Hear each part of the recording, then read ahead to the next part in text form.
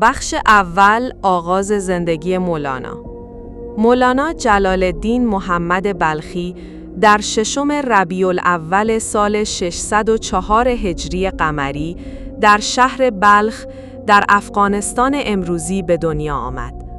او در خانواده‌ای سرشار از ایمان، عرفان و دانش رشد کرد. پدرش بهاولد عالم بزرگ و پرنفوذ بود که به سلطان العلماء شهرت داشت.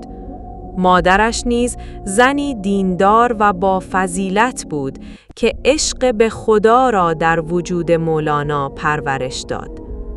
از همان کودکی مولانا در فضایی آکنده از معنویت و ذکر و تفکر زندگی می کرد. خانه آنها پر بود از محافل علمی و عرفانی، جایی که شاگردان و جویندگان حقیقت گرد هم می آمدند تا سخنان بهاولد را بشنوند.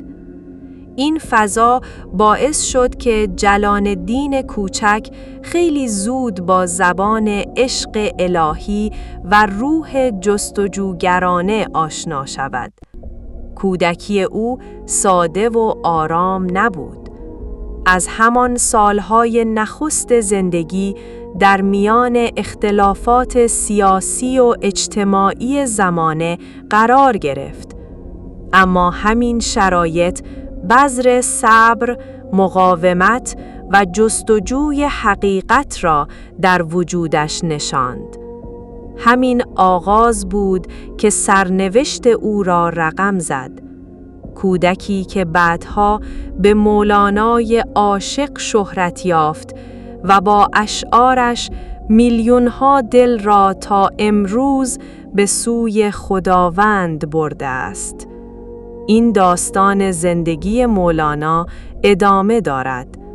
اگر دوست داری با هم بپردازیم به زندگی نامه مولانا، یک قلب کامنت کن و برای 3 نفر ارسال کن